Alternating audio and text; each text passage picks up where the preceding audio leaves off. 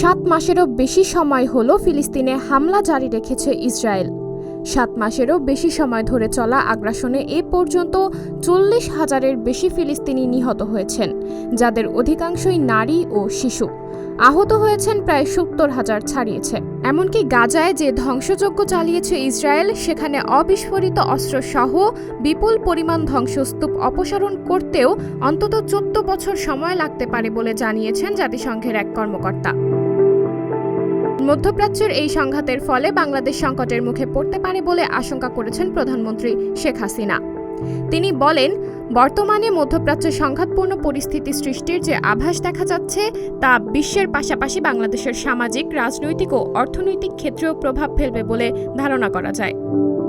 দেশের অর্থনীতিতে এই সংঘাতের কিছুটা প্রভাব আসতে পারে, তবে সরকার এই বিষয়ে প্রয়োজনীয় ব্যবস্থা গ্রহণ করবে।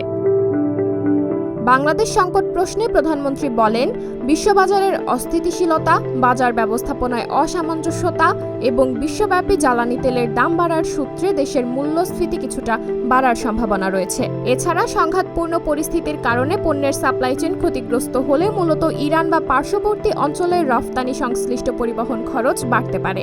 এতে পণ্য তৈরি ও সরবরাহের ব্যয় বৃদ্ধি পেয়ে রফতানিকারকরা কঠিন প্রতিযোগিতার মুখে পড়তে পারে।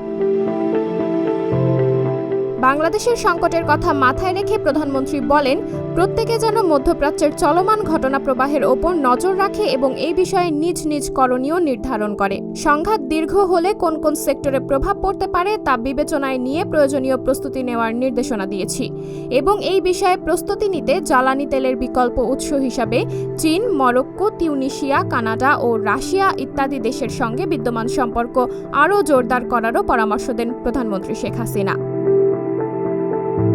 সাবরিনা জলিল, সবার কথা।